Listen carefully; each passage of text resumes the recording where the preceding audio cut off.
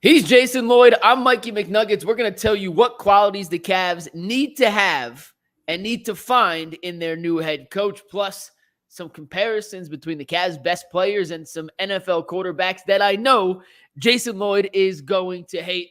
We'll get into it all coming up right now on the Ultimate Cavaliers Show.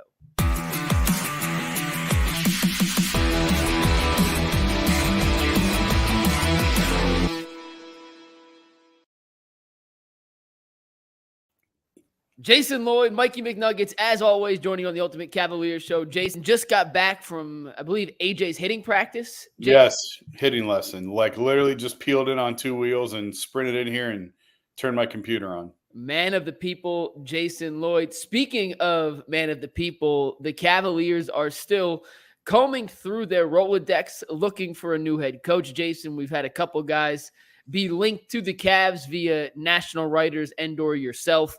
Some of the bigger publications, not just me speculating from behind the glass in the UCSS studio. Some of those names include Kenny Atkinson, James Borrego, Johnnie Bryant, Dave Joerger, Terry Stotts, just to name kind of the five biggest as they kind of narrow down this list from a wide pool of candidates to a top 5 or 6. Let's take names out of the equation for today, Jason. Let's just focus on the qualities. If you were in the decision maker's chair for the Cleveland Cavaliers, what qualities would you be weighing most heavily when it comes to deciding who is the right man for this Cavaliers head coaching job? That's a loaded question to me because what's the roster look like? First of all, I don't know that we necessarily know. We know what it looks like today. Well, I got to stop you because that brings me to the next thing we're going to talk about later, but it ties back here. Yeah.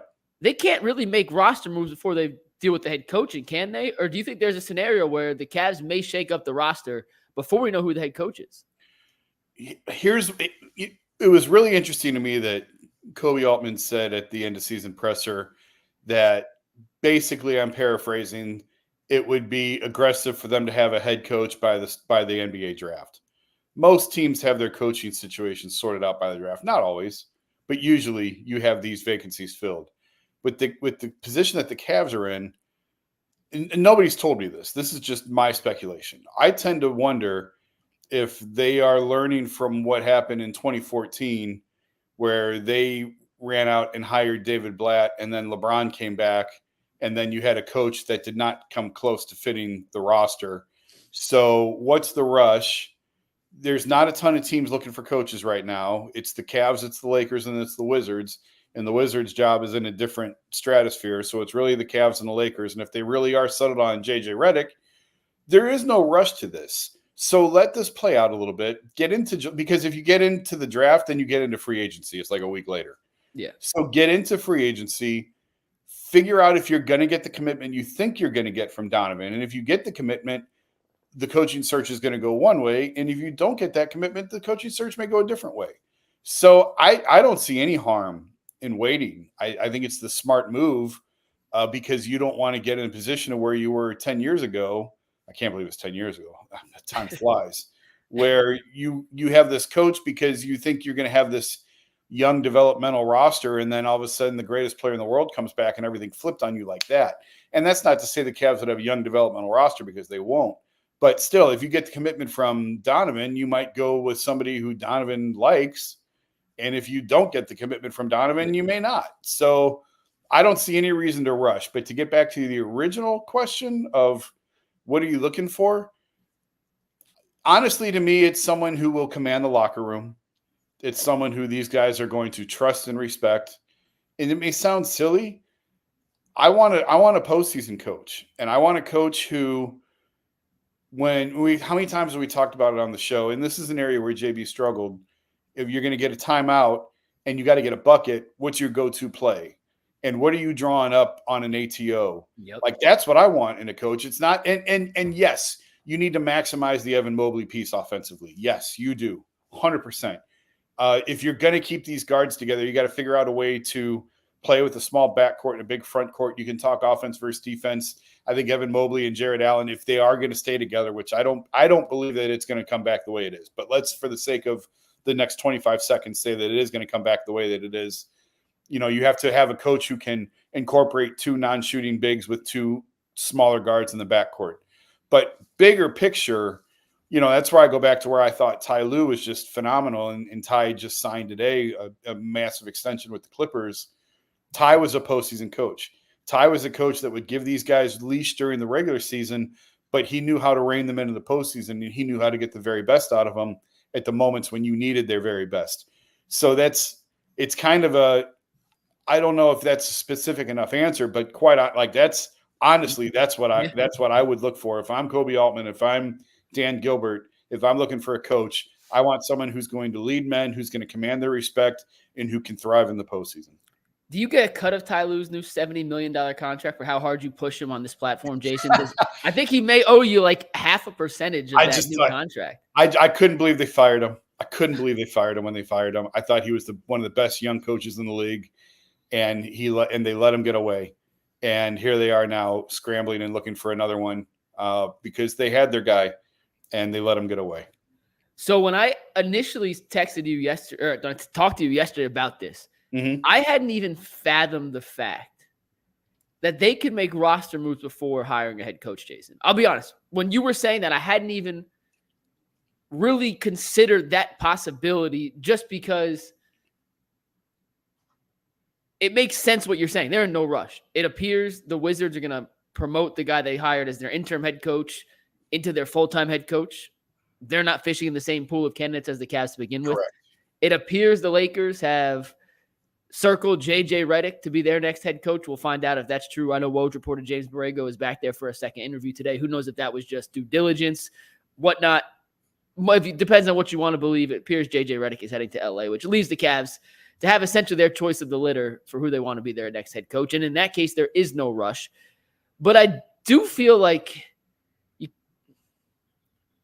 you're damned if you do, damned if you don't in a way, because you would like to have your head coach be someone you hire because you like his vision for this franchise one way or another, right? Yeah. And his vision would hopefully either include or not include some pieces of the core four. And either you're selling Dan Gilbert and Koby Altman on your plan to put these pieces together, and or you're selling them on the reasons why it can't work. And I feel like a head coach should be involved in those decisions one way or another, especially if he's going to inherit the team afterwards. That I don't know how I feel about the possibility of Koby and Dan and the rest of the front office. And it's no knock against them. I would say it's about all 30 organizations. I would say the exact same thing. I just feel like the head coach should be part of those conversations. And we'll talk about Brandon Ingram in a sec, but if you're going to bring in a guy like Brandon Ingram, his game fits a specific style and does not fit others. And if you're going to make that trade, I don't know. I just feel like you should have the head coach in place first, and maybe I'm way off on that. And if you're in the comments, let me know if you think the front office should be able to make these moves before hiring a head coach, or if the head coach should be the next domino that falls. But to the answer to the actual question, Jason, in my opinion, playoff experience is crucial. Player development is crucial. Leadership of men is crucial. But I was looking at this from the standpoint of how do I maximize the pieces on this team? And if I'm going to bring in other pieces, how do I maximize that talent? This is an offensive league. And I want an offensive guru. And I understand you may be sacrificing some other stuff. You may be sacrificing experience. You may be sacrificing command and the cachet that comes along with some of the bigger names technically out there, like a Frank Vogel who has the championship or someone like that. I want a guy who's going to come in and look at this roster with a fresh offensive perspective that can find ways to either make Donovan and Darius work and or decide this isn't going to work. I want to go a different direction. That can find ways to make a 2 non-shooting big lineup work and or says, I don't think it can work. We're going to go a different direction. A guy that can unlock Evan Mobley in the high post. A guy who can find the perfect balance of Donovan as the point guard versus Donovan as the off-ball guard and mesh it into the best version of Donovan over 82 games where I don't think he's getting worn down to the capacity he was over the last 2 seasons, playing essentially the on-ball guard for way more than I think he'd ever have been asked to do in his NBA career, which led to kind of the wear and tear injury that cost him the entire month of March for the most part. So to me, if I was ranking the qualities of this next head coach, I want just an offensive guru, a guy who knows offensive basketball inside and out and an innovative offensive mind, which then goes back to your ATO plays, Jason, and your change of adjustments in between quarters and halves and playoff games and whatnot. But I want an offensive guy first because the defensive players on this team, I think you can hire a defensive coordinator, but they have enough defensive talent to be competent defensively, regardless of who the head coach is. That's right. I need an offensive guy to unlock the engine and take this team from 6 last year, or 5 or 6, to an 8 or 9. Well, we talked about this, I think, before, about just I've talked to people in the league who say, like, you can win at a high level with mediocre defense and terrific shooting and terrific offense a lot easier than you can with elite defense but just mediocre offense. And we've seen that. Yeah. We've seen that play out. You don't have to be elite defensively. You just can't be at the bottom. You can't be 30th. But if you're 17th, 15th, 18th, somewhere in there, if you're in the middle defensively, you're not terrible, and you can get stops when you need them, like that's good enough. And it doesn't have to be – it's great if it is. Like, hey, everybody would take what the Cavs have had defensively the last couple of years. But it's more important, you're right. It's more important that you get it right on the offensive end. And we've seen this team struggle to break 100 points in a playoff game how many times over the last 2 years? Way too often. Yeah. And last thing on the defense, and we'll move on. But, like, you go to game 2 of the Mavericks-Timberwolves, and the defensive player of the year got switched on to Luka. And Luka's going to torch 99.9% of defensive players in that standpoint. It's even a knock on Gobert. But a good offensive player is going to beat a good defensive player. Like, your defensive principles, they make a difference and they do matter, but it comes down to personnel. Like, Wemby was probably having a better defensive effort than Gobert in that situation. It's just Gobert is the one out there. Right. Offensively, you can do things to get certain matchups, to have certain guys come off picks and down screens and get them in open space going downhill. That defensively, it makes a difference. But I think you could have talented defensive guys and a good defense as opposed to just having talented offensive guys roll the ball out and see what happens. So I would prioritize offensive mind. Last thing, we talked about playoff experience, Jason. I know you said that's something you prioritized. You followed Ty Lue and you were there for all the kind of Cavs coaches, Mike Brown. And how much difference did you notice from their first playoff run to their second playoff run? Even JB, because I wasn't around last year for JB. But that first playoff run to the second, how much difference did you notice being up close and personal with them, having that playoff experience under their belt the second time around? First to the second, you mean the first year LeBron came back to the year they won the title, or the first time LeBron was here to the second time? From the head coaching standpoint, just that year of experience, was there any tangible things you picked up? And I'm putting you on the spot here. Any tangible things you noticed from their first playoff run to their second playoff run? I don't think so, because I thought Ty was pretty good right away. Well, Blatt was there for the first one. I mean, Blatt was the coach 2014, 2015. And I had people with the Warriors telling me LeBron's not – like, everybody knows everybody's plays. And David Blatt would call out a play and LeBron would come down and run whatever he wanted. Like, he just wasn't even paying any attention to – He was drawing up plays in the huddle. I remember watching it on TV. LeBron was drawing up plays in the huddle, and Blatt was standing there on the side nodding his head. It was unbelievable. But from Ty's first run as the year they won the championship in 2016, that's why, like, he just had it right away. I don't know if it was the former player. I don't know what it was. But he was, he was basically given the job at midseason or right around midseason. And that first year, he's in LeBron's face at halftime of Game 7 saying, "I need more out of you."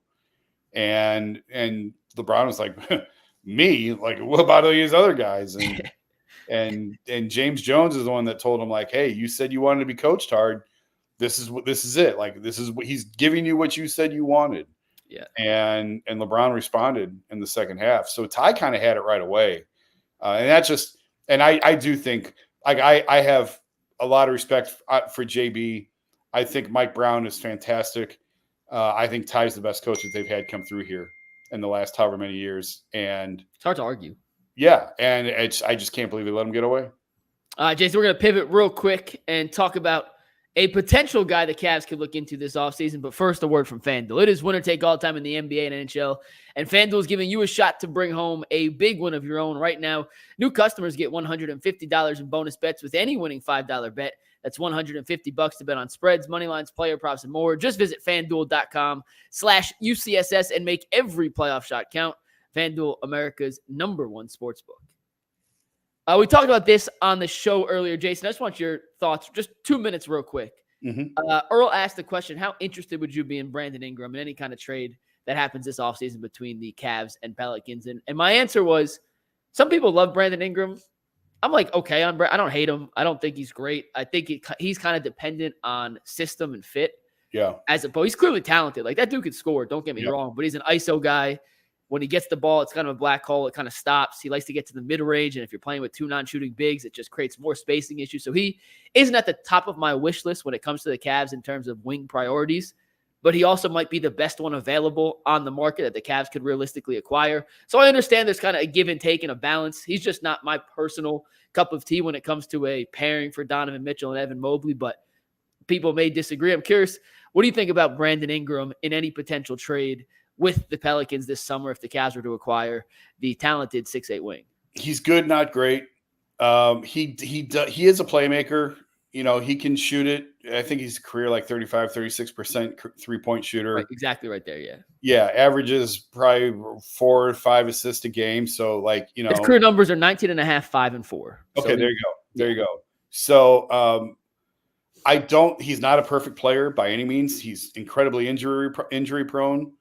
And if a guy who's been in their system, how many years has he been in New Orleans now? 4? 5. 5? He Okay. played 8 years in the league. He played 3 in LA, then got traded for the Anthony Davis trade. If you spend 5 years with a team and they don't want to give you the max, why?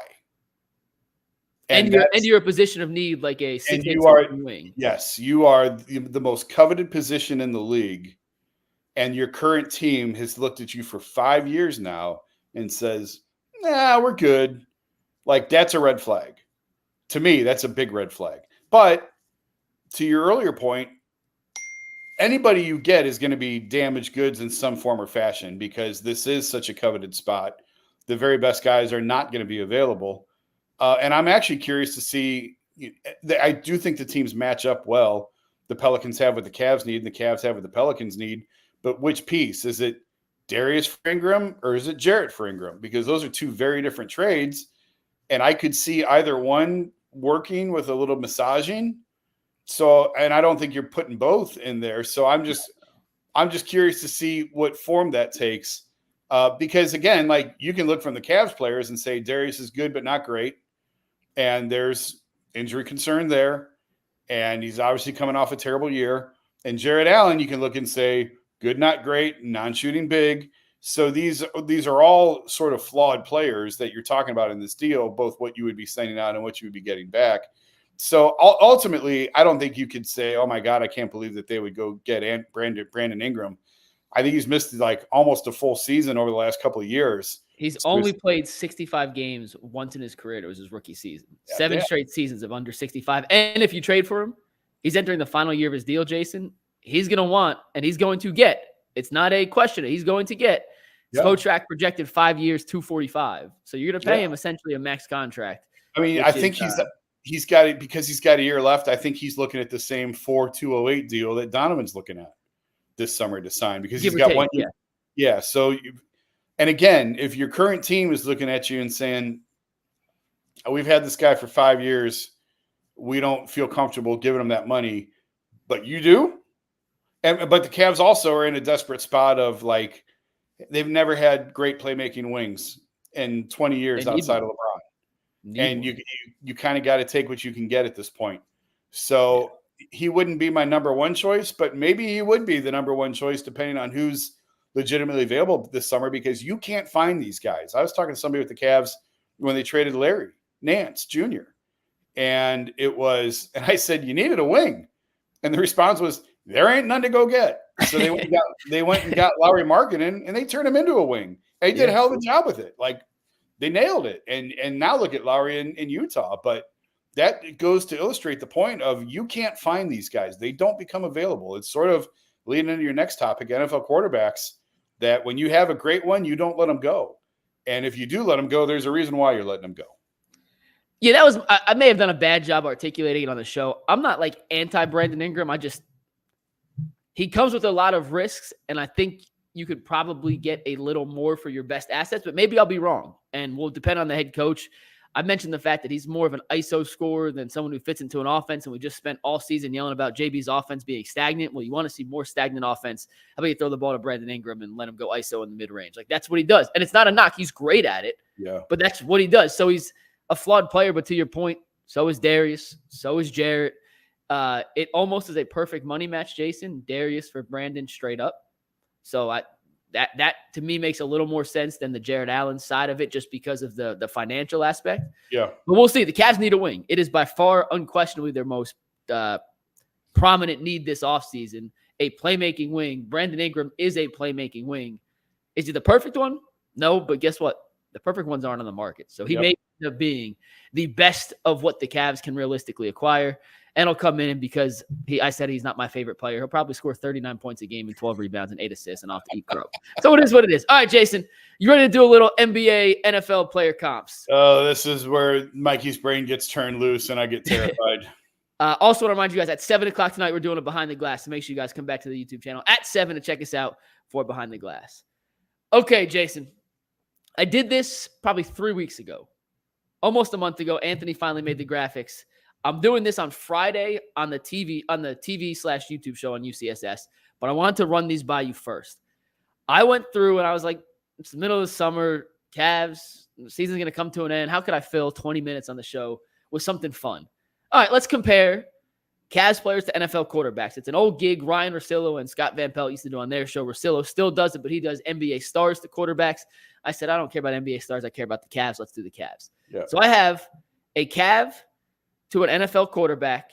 I'll give you my reasonings, and then you tell me if you agree, if you disagree, and if you disagree, do you have a better one, or am I just a little off or my way off? So you ready? All right, let's try it. Let me pull up my notes so I can read exactly why. Okay, first one, and we'll start with the biggest names. We'll go down to the bottom. Donovan Mitchell's Dak Prescott. Very good. No question. They are very good players. But are they good enough to be the face of a franchise, Jason? What's your real ceiling with this guy leading your team? Is it win a playoff game or a playoff series? Is it reach the NBA championship or Super Bowl? It's still a question mark. And they both have contract questions that are on the horizon. And is the headache that's come with their contract talks over the last year to 2 years, depending on which player we're talking about, is it really worth the caliber of player they are? So I think Donovan Mitchell, Jason, is Dak Prescott. That's actually really good. Like, I have to give you credit on that one. I thought this might be insane. But Dak's had some real clunker playoff games, and so has Donovan Mitchell. Donovan's had some phenomenal playoff games. I'm not sure Dak has. Dak has good numbers in the playoffs, but it hasn't translated to wins. Donovan's playoff success is better than Dak's. And neither one of them has made it to a championship. No. Or conference finals. Conference finals, yeah. Neither one's made it to a conference finals. So that's actually spot on. I like that one. Okay, number 2. I mentioned this one on the show before. We'll do it again. Darius is Baker Mayfield. He's good. There's no doubt that he's good. But is he good enough? They show flashes of brilliance, but they're too few and far in between. The clutch gene is a major question mark. They drive you bananas because you see the talent, you see what they can do, and then you see what they can't do, and you're like, oh, where is that flash of brilliance that we once saw? And they are incredibly divisive within the Cleveland fan base. You either love them or you hate them, and there's very little middle ground. So I had Darius Garland as Baker Mayfield. The difference is Darius got the monster contract and Baker didn't, at least in Cleveland. But that's actually pretty good. They had one great year. Each of them had one. I mean, Baker never went to a Pro Bowl in Cleveland, but Darius went to an All-Star. That's not bad. That's pretty good. 2 for 2. Okay. Moving on. How about Evan Mobley and Trevor Lawrence? Ooh, super talented. Tabbed as unicorns.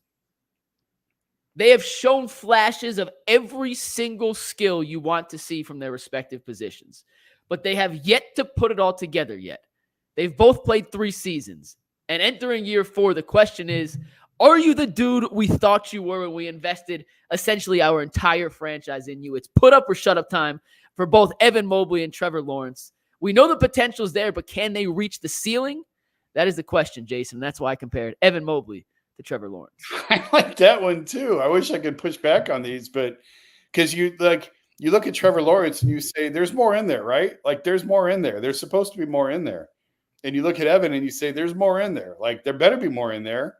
As much as he's been built. And I'm the one doing it. I'm the one that's been building up Evan Mobley for 3 years and thinking that he was going to be that guy. So, yeah, that's pretty good too. I like those. 3 for 3. If you're in the chat, let us know what you think of these. If you have a better one, please drop them. I'll read those at the very end. All right, Jason, number 4. Jared Allen is Kirk Cousins. He's better than you probably think and better than he probably gets credit for, but there is a limited ceiling. They're solid, they're consistent, but they're not great. And primetime Kirk, not great. Jared Allen, a little bit scared of the bright lights, if you know what I'm saying. So Jared Allen is Kirk Cousins. Yeah, I see it. I feel like Cousins was overpaid more than Jarrett's been. Although that Jarrett contract, when he first signed it, I was like, "Ooh, that's a lot of money to pay a non-shooting big who can get schemed off the floor in the playoff series." That's pretty good, man. You're cooking. You're cooking. All right, this next one's my personal favorite, I'll be honest. Max Strus. I'll give you 1 second. Who do you think I have for Max Strus? Oh, gosh. All right, time's up. It's Jared Goff. You know why? Because in the perfect situation, he thrives. When he's out of the situation, not nearly as good. Jared Goff in Detroit with a great offensive line and weapons can lead you to an NFC championship game. Max Strus is a starting shooting guard in an Eric Spoelstra offense surrounded by playmakers in the heat culture of Miami can lead you to an NBA Finals appearance. Leads a little loose term there for Max Strus, but he can be part of that. Out of system, we saw Max Strus, his numbers dropped. He not necessarily a fan favorite here in Cleveland, Jason, up to this point. He could totally change that next year when he slides back into his more natural 2-guard position instead of a 3. But in system, just like Jared Goff, Max Strus can be a serious contributor on a team that makes it deep in a playoff run. Out of position, he's okay. But I'm not sure you're winning anything big with Max Strus as a key part of your offense if he's not in the right system. I actually like Baker for Max Strus. Well, I couldn't use guys twice. That was my one caveat. It was one per. But I feel like you just described Baker.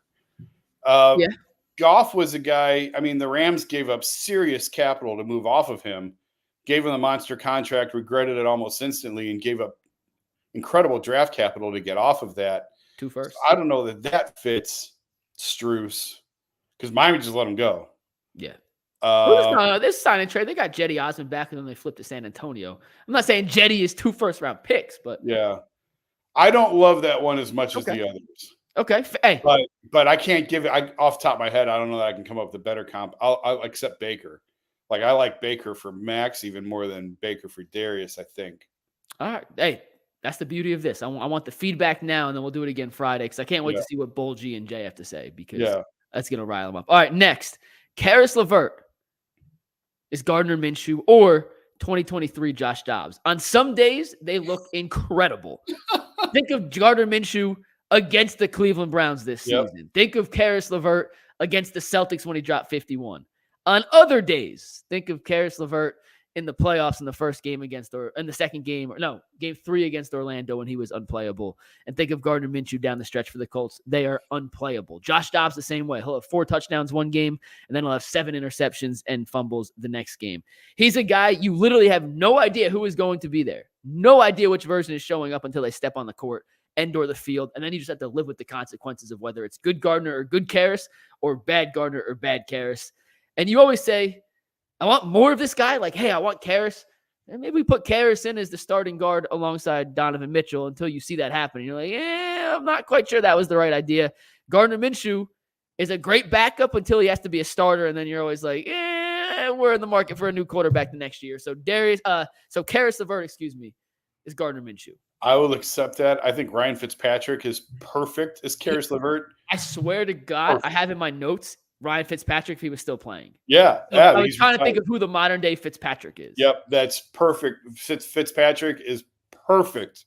Caris LeVert. Gardner Minshew, because Fitzpatrick's retired. Gardner Minshew is a decent enough stand-in. Okay. So I'll allow it. Thank you. All right, next. Isaac Okoro. I had to think deep and long about this one. This was tough, but I think I came up with one. How about Justin Fields? They have one definite, legitimate professional skill that we know of. Yeah. Isaac is his point of attack defense. Justin Fields is his ability to scramble and pick up yards as a runner. The rest of their games are giant question marks. Isaac Okoro improved as an offensive player this season. In the playoffs, took a step back. Not a guy you could rely on as an offensive contributor. Justin Fields has shown flashes as a passer in the NFL, but when push came to shove, Chicago said, hey, we're going in a different direction. We didn't trust the development you had as a passer. And now the big question for both of them is, how much are the teams that currently employ them willing to invest in their futures long-term? So Justin Fields and Isaac Okoro is my NFL QB to Cavs player comp. That's really good. That's really good. Because I was thinking like Kyler Murray, but I don't think Kyler Murray is very well liked in Arizona. And he's not a very hard worker. And Isaac works his ass off. So I don't know where Justin Fields falls in that spectrum. But I like that. That's pretty good. All right, we got two more. I had to do one for my boy Sam Merrill. Now, I wanted to put Joe Milton as the comp. Joe Milton was just drafted by the Patriots, I think in the 6th round. Yeah. But he threw an orange 108 yards at the Orange Bowl when he was the quarterback at Tennessee. So I was like, all right, he's a sniper. So I wanted to do that, but I couldn't do it. So instead, I went with an old friend of the program, Jacoby Brissett. Here's why, Jason. The first thing I have to ask is, are they actually good? And the answer is, I don't know. For both of them, I don't know if they're either good. But can Sam shoot the absolute piss out of a basketball? Yes. Can Jacoby Brissett get you 1 yard on a QB sneak every damn time? Yes. So one elite skill as a shooter in Sam Merrill, as a QB sneak expert in Jacoby Brissett. It's not a great comp, admittedly, but I had to find one. I couldn't think of anyone better for Sam Merrill than Mr. Beloved here himself, Jacoby Brissett, for their ability to come in when needed and give you the one thing they do best. Sam Merrill, shoot. Jacoby Brissett, get 1 yard on a QB sneak. I don't love that one. I'm actually scrambling through an NFL list to see if I can find a better one. Yeah, you lost me on that one. But I bet you, I mean, you're trying to crowbar your boy Sam Merrill into this conversation. We did 8, and then I had to find a 9th for Sam, and I was like, it's not great. Because I have one more, and this next one's a little better. That one I just had to throw in there. All right. If you think of a better one for Merrill by Friday, let me know, because that one is very much up in the air. I will. The last one is George Niang. Now, George Niang is Derek Carr, and Jason, here's why. When you get him on paper, it's like, oh, that's a great fit. The Saints needed a quarterback to replace Drew Brees.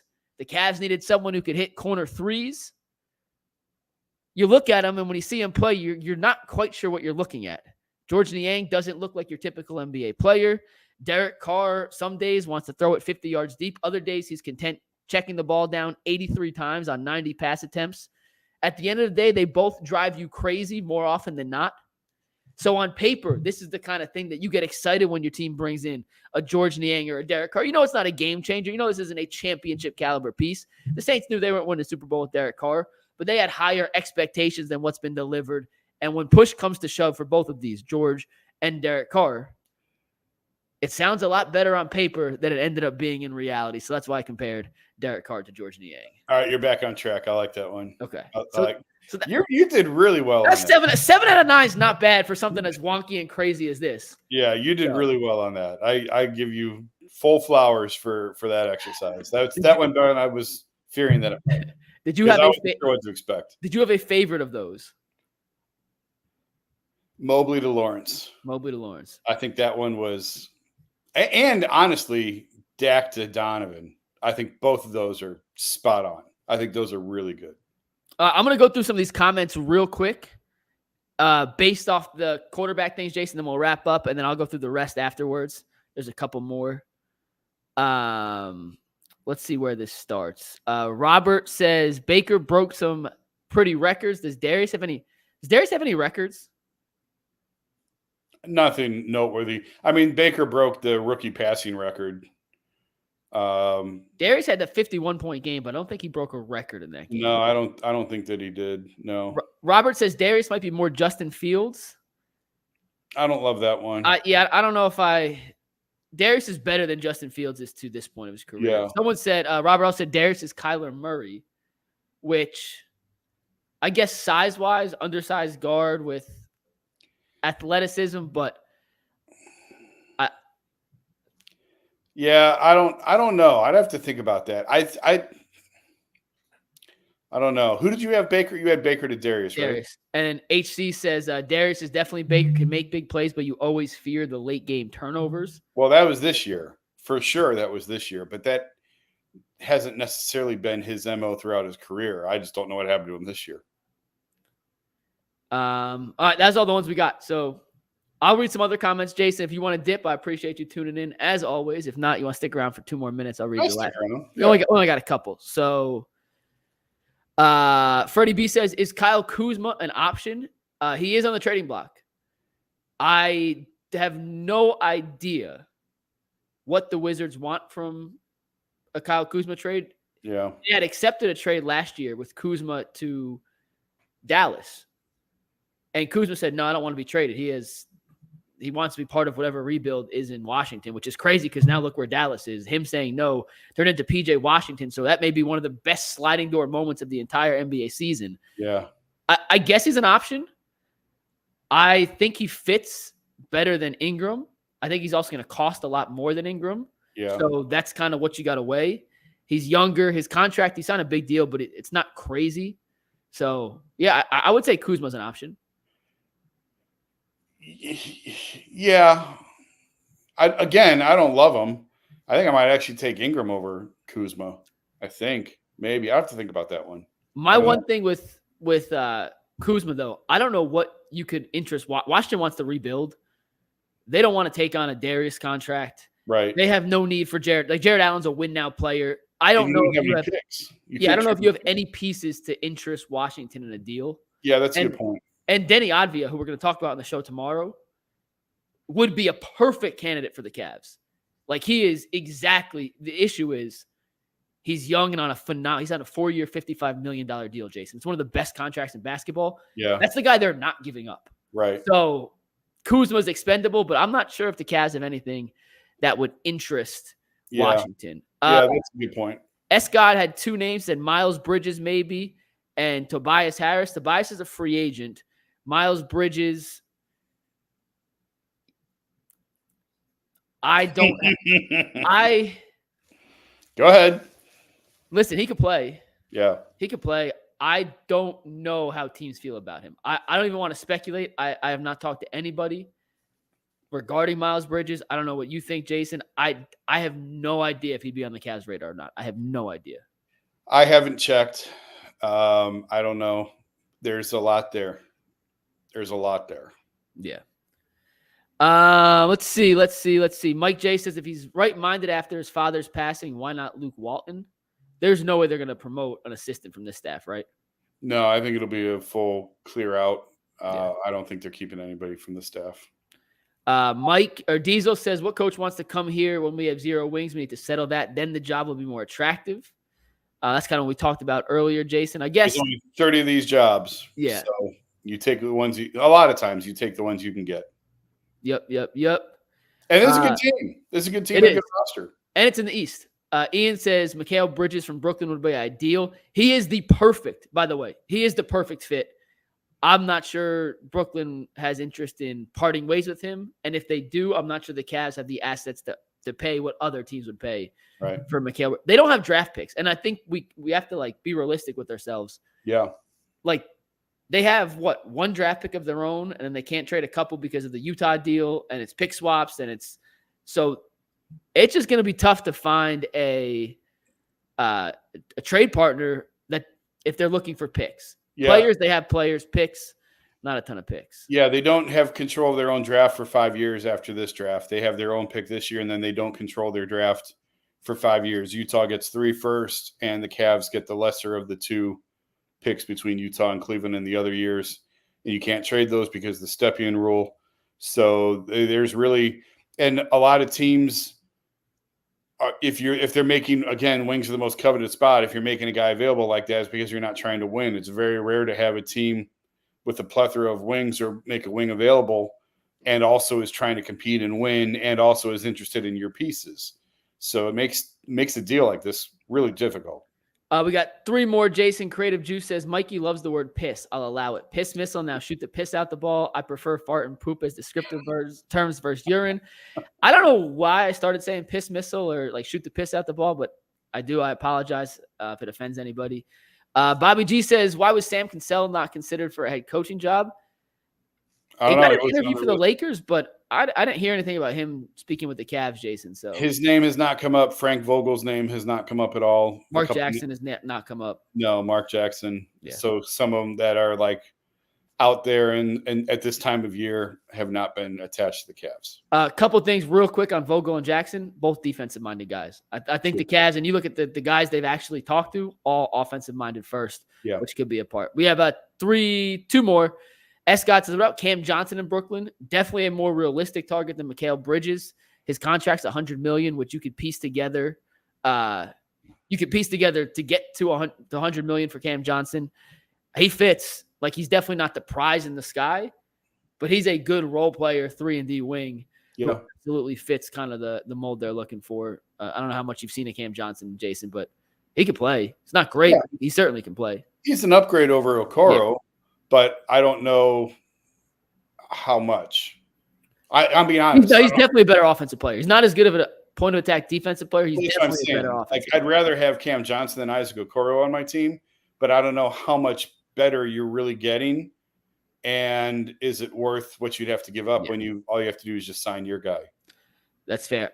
Your personal friend LeBron James says Darius is too skinny and now he's fearful of getting hit in the face again. I think we should move on, guys, even if we can see into the future and he gets back to being an all-star in the future. And someone said, we talked about Tobias Harris, and Mike J says that's a no-no. And Terrence Sr. also says that's a no. So Tobias Harris, not popular here among Cleveland fans. Jason, I appreciate you hanging out with us today. I'm glad the quarterback thing went over better than you anticipated, and I can't wait to see G and J are gonna hate some of these. I already know. Oh, I know. I'll tune in to watch that. They're gonna hate Evan Mobley. I don't even know what they're gonna hate the most, but I'm not changing it unless you think of a better one for Merrill. I'm not changing it. So I'll think about it. Yeah, that's the only one I'm open to hearing changes for. The other ones I'm gonna let rock. We appreciate everyone who tuned in today. We'll see y'all tomorrow on the Ultimate Cleveland Sports Show. For Jason, I'm McNuggets.